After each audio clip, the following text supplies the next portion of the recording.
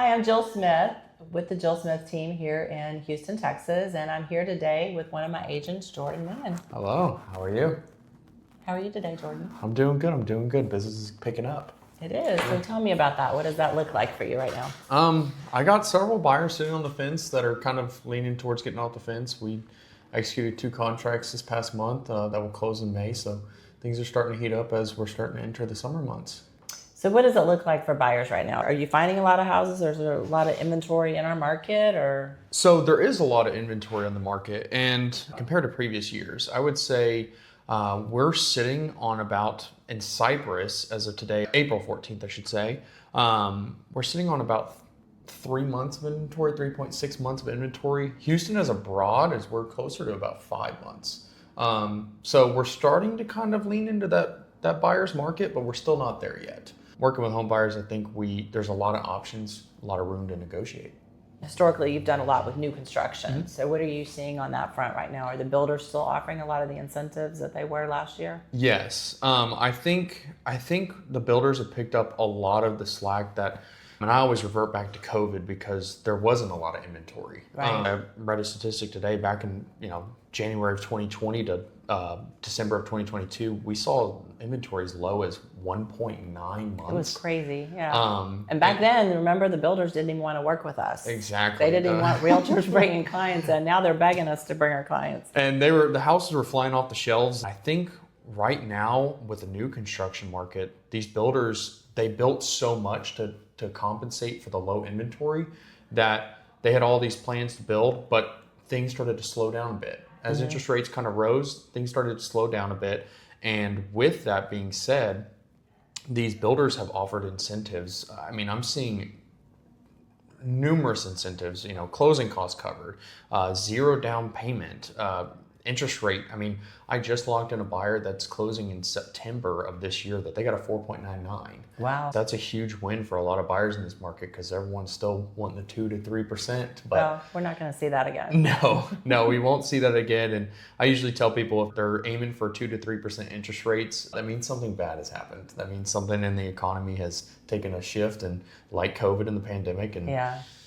That means a lot. So we really don't want to see that, is what you're saying, right? Because right. If we hit 2 to 3%, that means the economy's in bad shape, and that's 100%. Basically making up for that. And I think with that, it floods the market with buyers, and we go right back to low inventory, and things move a lot quicker. What challenges are you finding right now for buyers in the market in Houston? I think the challenges that I'm finding right now would be just kind of sellers. Some sellers still think it's the pandemic times. They think that, and this is no disrespect to any of the sellers, but they think that their home is worth so much more when the comparative market analysis that I run for my buyers, it shows it's less. And a lot of times I think the buyers, if they can't get a deal done, we'll move on to the next one. But for the most part, I think my buyers have gotten a lot of wins over the past year or so, just with the amount of inventory that we're seeing hitting the market. Yeah, for sure. Why do you think buyers are still waiting and not jumping into the market right now? So I work in a demographic where it's a lot of first-time home buyers. I think a lot of them are scared with everything that's going on, the news, the media, stuff like that that's being pushed onto them. A lot of them that I have conversations with, they want those lower interest rates, but I don't think they understand what that entails. We forget things really easily, and I don't think a lot of people understood that what happened during those low interest rate years, there was 15 offers on one house, maybe even more. And a lot of buyers in that market ended up settling for their 4th or 5th option, and they might have paid over ask. And right now, when they're seeing these 5 to 6% rates, it kind of spooks them because they're like, well, my cousin, got a 3% rate back in the day, and that's great and all, but I think that's really a challenge that I'm having to overcome as an agent, is just trying to help them understand that with interest rates being a tad bit higher, if you want to call it that, I think we're in a healthy balance where it gives the buyers the room to negotiate. Yeah. Have you noticed anything as far as like the challenges with the sellers that you've been dealing with? Yeah. As a matter of fact, and I'm glad you brought that up because I was about to bring that up. The challenges are that when a buyer buys in that market with those interest rates, what we saw during the pandemic, and we were getting, 10, 15 multiple offers on properties, and buyers were paying over ask and they were waiving appraisals. Now I'm seeing some of those buyers come back around and they have to sell because they're being relocated. In fact, I met with a guy today who is being relocated for his job, and I don't know if I could even sell the house today for what he paid for it during that time. So that's the challenge is, as a buyer, yes, you want that low interest rates, but you also pay the price with the listing price being driven up potentially because of the number of buyers that are in the market. If something happens, I don't know what's in the water right now, but we're seeing a lot of divorce situations where we're having to list because people are getting a divorce. We're listing because people are being transferred, people have lost their job. And if you bought the house and you overpaid for it during that time, you may have to come to closing with money. Yeah, waiving appraisals and inspections is crazy to me. I actually had a buyer that we were trying to go under contract on a property, and the homeowner's very similar to what you're saying. They ended up relocating to San Antonio, but they bought during 2020. I know for a fact that they waived the inspection. And when they went to sell it, they didn't realize that there was foundational cracks. Oh, no. And so they didn't understand kind of what that process was like, but it sat on the market for many months due to that foundation issue. Yeah. I spoke with the agent and they said, yeah, we were notified about it going under contract with another buyer, and they did the inspection report because now buyers are doing inspection reports. They're getting appraisals, and they found that the foundation cracks, and the homeowners had no clue. So they had to repair the foundation. It sat on the market, and they sold for a lot less than they thought they were going to get for it. Yeah, that's unfortunate. And that's, that brings up a good point as well, because that's why it's really important that you work with a good agent. Because even though, yes, we were selling a lot of houses during COVID and when, multiple offers on properties, but, as a team, correct me if I'm wrong, but as a team, I think, we really encourage our clients that I understand there's multiple offers. I understand that you really want this house, but you need to understand what you're buying completely. Mm-hmm. And you really still need to do inspections.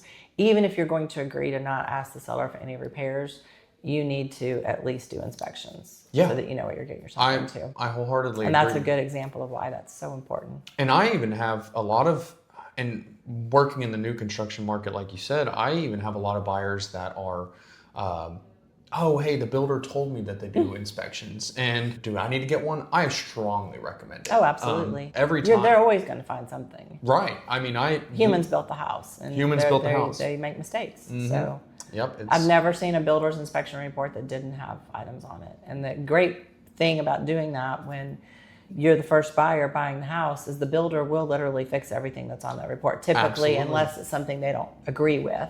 Absolutely. Otherwise, when they go to resell that property, they're going to get stuck. Yeah, and and at the end of the day, it's protecting you. Yes. You have an inspector that is working for you because you're the one paying for the inspection. So they're going to look after your benefit more than the in-house inspector that would be for the builder. Absolutely. And that's not to, say anything bad about the in-house inspector, but just having that somebody on your side when it comes to inspections is a huge thing for you. For sure. Now, let me ask, you work more on the listing side, so you work with a lot of sellers. I'm more on the buyer side. What challenges are you facing today with sellers in like the days on market? It's definitely, I started in this business in 2009 in the middle of a recession, so I've sold in every market. And I've sold in markets like this before. I've sold in markets worse than this before. But unfortunately, people still have the mindset, unless you set their expectations up front, that my house should sell quickly. But and in some cases it does, and in some cases it doesn't. So I think, as a listing agent, it's really important that you set the expectations for the seller, that we really are more in a buyer's market than we are in a seller's market right now, meaning that there's more inventory than there are buyers. So buyers have choices, and that's why it's really important that you do the things to make your house show well. I mean, during COVID, you could sell a house that was all purple on the inside or polka dot. Nobody cared. They just needed a house. But right now, buyers have choices, and they can be selective. So unless you have a super unique unicorn of a house, you need to make it show ready, and you need to, Buyers don't want an allowance. Buyers are always going to think it's cost more to replace that carpet than what it actually costs to replace the carpet. So you're better off up front doing those things before you put it on the market. And the conversations that you're, saying getting it show ready, are you recommending staging? Are you recommending, it be completely vacant? It depends on the situation. I mean, I always want to work with the seller and what's most convenient for them. So if they need to live in the house while we're trying to sell it, then that's fine. But we do, as you know, have somebody on our team that we pay for that out of our expenses for them to go make recommendations to the seller. And I, of course, make my own recommendations as well. And in fact, I told a seller today, the way you live in your house day to day is not the way you're going to live in it when you're trying to sell it. You need to think model home, minimalist. You just want to make sure that you declutter enough that the buyer's not focused on the stuff when they're in the house, that they're focused on the house and how they can live in the house. And it is taking longer, in some cases. I mean, we do have some houses that sell right away, and we have some houses that take a little bit longer to sell. It just, that differs from neighborhood to neighborhood and price point to price point. Yeah, and I completely agree with what you said. I think when I'm working with buyers, one of the things that is a challenge for me is giving the buyer the mental image of what it's going to look like with furniture, especially when it's a vacant home. But nowadays we have AI. So what I typically do for my buyers now is I actually walk the home and I take pictures of the living space if it's a vacant home, living space, bedroom, and just have AI furnish the bedroom or the living space, just so they can kind of get a mental grasp of, okay, this is how my couch should fit. I think it kind of places a visualization, because when you're in an empty room, it can feel a lot smaller. It's a weird concept, but it does feel smaller when you're in an completely empty room versus when you see, okay, this is a huge sectional couch that can actually fit in the same room that you're in. Yeah. And I think that's benefited a lot of my buyers, just kind of giving them an idea of, okay, I can put this there, I can put this there. That's a great idea, Jordan. That's just an example of why you or how you go above and beyond the other agents. So it definitely, like I said, I think it just benefits the visualization for the potential home buyer. They're going to buy the home. So what are you seeing right now, since you're out with buyers on a daily basis? What are the hot neighborhoods that you're seeing in our area right now? Man, Bridgeland. Really? Bridgeland is one of the hottest neighborhoods that I sell in. It seems like everybody wants to go there. And even when I have buyers that are looking in new construction markets and they're looking in other areas and they want to be on the northwest side of Houston, if they're looking at other subdivisions, I know that if they like this builder, but they're in this certain neighborhood, if that builder's offering something in Bridgeland, if I take them out to Bridgeland, they're sold on Bridgeland. Bridgeland's one of those neighborhoods where you have high-end dollar and then you have like first-time home buyers. And with that, it's not even just you're buying a home, you're buying a lifestyle. Bridgeland has so much to offer. I mean, I think I read that they have 80 parks throughout the entire neighborhood. They have 270 miles of walking trails or something like that. It's just, and there's so much coming out there. I mean, now we have the Toro District coming out there. Some people think that that's going to be a hit or miss. I'm really actually excited for it. Yeah. Because I think it's going to bring a lot of jobs. It's going to bring a lot of entertainment out here, because I know that they plan to do a whole retail center. And I'm really excited for the Bridgeland Toro District. I think that's going to be one of the biggest things. But besides Bridgeland, I would say Towne Lake's another one that's a little bit in a higher price point, but again, offers that lifestyle. I mean, you have a boat, a lake that you can boat on. You can drive your boat up to the restaurants. That's crazy. Yeah. And the Towne Lake Boardwalk is something I feel like is very unique to Towne Lake, and it's just that it feels very posh, but also very community centric. So what neighborhoods are you taking your first time home buyers to these days? So a lot of my first time home buyers want to be on the northwest side. If Bridgeland isn't a fit for them, I usually take them out to a Waller. I take them out to Waller. Magnolia is another great city for first-time home buyers because there's a lot of development happening. Prices are low. Oakwood Estates is probably one of my favorite communities out in Waller. A lot is happening. Del Rose is kind of a little bit more developed than Oakwood Estates, but Oakwood Estates is right across the street from the Waller High School. Okay, I'm not familiar with that one. And we took a tour of Waller High School, and we saw all of the things. Pretty impressive.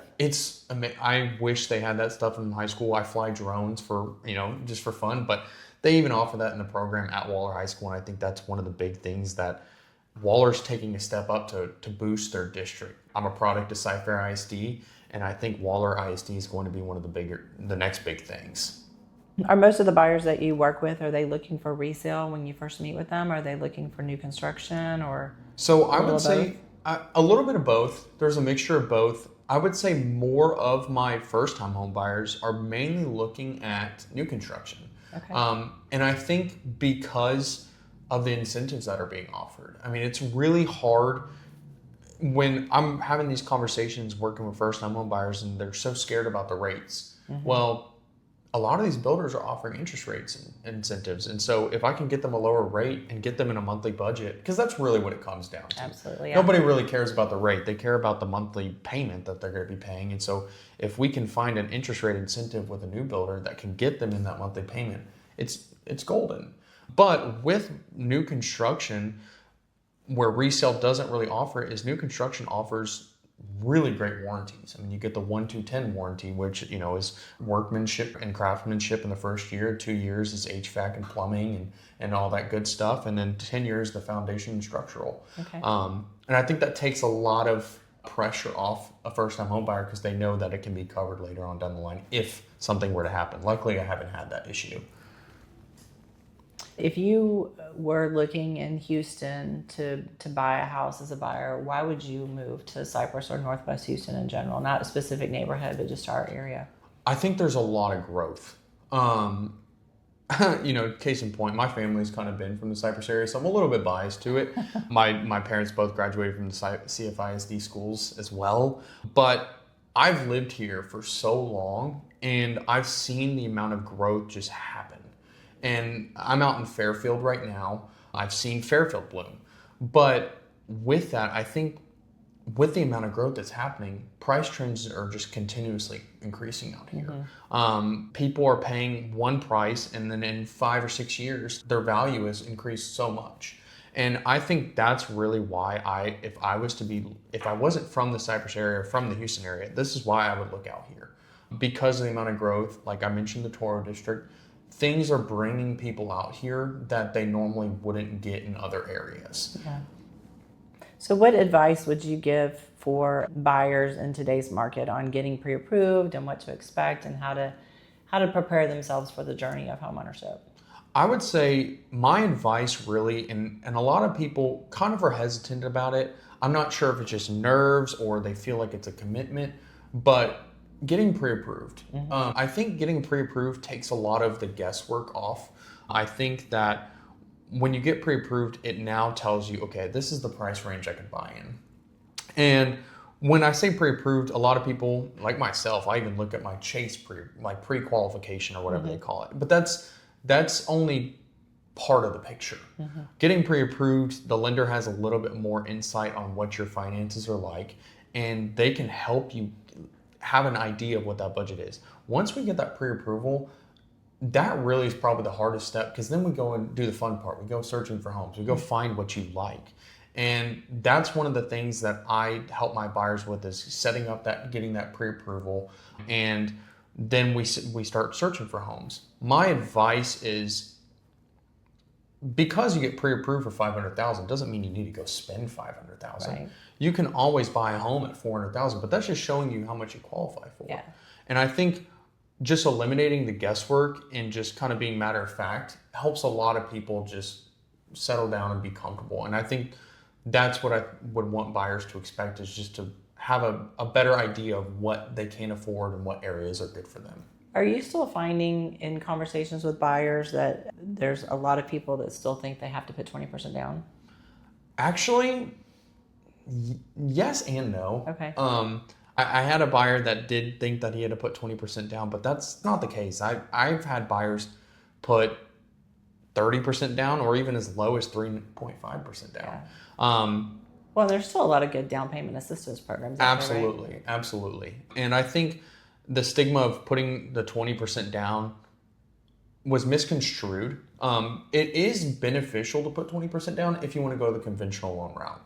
But for first-time home buyers who I typically work with, we go the FHA loan route. In FHA, you do have to pay a premium mortgage insurance, but it's a great way to get into a home and build equity versus trying to save up for 20% while values keep increasing. And when you save up 20%, if you are that buyer that can save up 20%, then let's go the conventional loan route. The interest rate might be a little bit higher, not much, a little bit higher, but you won't have that premium mortgage insurance. And you can still get a conventional loan without putting 20% down. Correct. But the key is you don't have your PMI insurance. And and recently I was talking to a lender and I did find out that you don't have to escrow in Texas if you don't put 20% down, which I had always thought that you had to escrow. So that was good information. So let me ask you a question, because you've been hitting me with questions. So as a listing agent, I know that you sell a lot in Copper Lakes. What communities would you say are really geared for sellers right now? Oh, geez. Coles Crossing is always a hot neighborhood. People will stay in Coles. People buy their first home in Coles. Then when they're ready for a bigger home, they buy again in Coles. Or when they're ready to downsize, they buy again in Coles. So Coles is one of those neighborhoods that I see people staying in long term. Copper Lakes, people that move into Copper Lakes tend to be people that are moving either from out of state or they're moving from Copperfield to Copper Lakes, because the homes in Copper Lakes are typically a little bit newer than the ones that are in Copperfield and a little bigger than the ones in Copperfield. I sell a lot in, as you know, in all the neighborhoods in our area. So Towne Lake is a great neighborhood. Bridgeland. I just put one under contract in Bridgeland that wasn't on the market for maybe a couple weeks. So nice. It's just all about pricing it right and making sure that it looks good. It doesn't matter what neighborhood you're in. That's very true. And I think, people dig into location. And while that's great, it's only a piece of the puzzle. Quality of life is going to supersede everything like that. Absolutely. And for those of you that are watching, if you're interested, we will be having some home buyer and home seller seminars coming up in the near future. So go follow us on social on the Jill Smith team, either on Instagram or Facebook. And we will announce those once we have those scheduled and set up. So Jordan, what other information can you share today about buyers, what buyers are looking for, what's important to buyers? What would you say would be a key takeaway for our viewers to? I think for the buyers, I would say don't be fearful of the interest rates that we're seeing in today, because it's only something that can change. I tell my buyers, really think about buying in today's market as if you were buying in 2015. Before the pandemic, before the government stepped in and lowered the interest rates to the Fed, I would think about it buying in that time. If you bought a home in 2015, your value of your home in 2026 is going to be worlds different. So with that being said, a lot of those buyers that bought in 2015 refinanced in 2020. And that's a thing that, while we might not see the 2 to 3% interest rates ever again, rates are constantly fluctuating. So I wouldn't say get married to that rate. Don't be fearful of that rate. One tip that I would is finding an agent.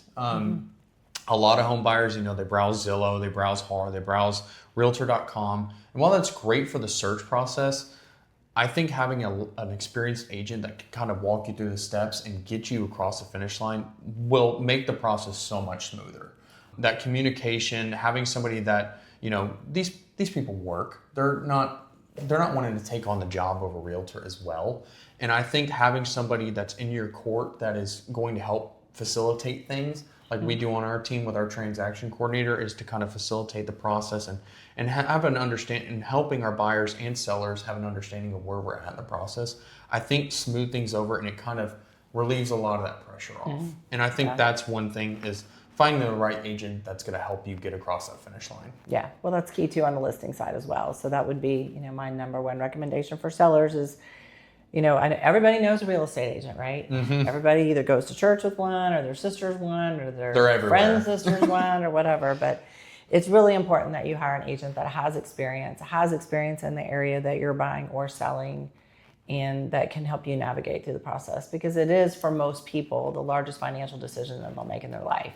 And it's, the skill set of a listing agent is very different from that of a buyer's agent. So I see it all the time where a seller will list their house with the person that they either bought the house with or somebody they go to church with. And this person does not have a lot of experience in listing homes, and it's a completely different skill set, and they're, at the end of the day, they're not happy and they terminate, and then we've taken over in several cases in that instance. So Yeah.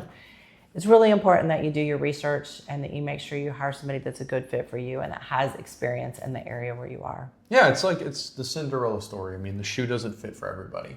Exactly. There might be a great buyer's agent that's just subpar with being the listing agent, and that's just case in point. I mean, like I wouldn't be able to know the market in Arkansas right now. Like that's something that I'm not familiar with, but I can Right. help buyers all across the Houston area because I know this market.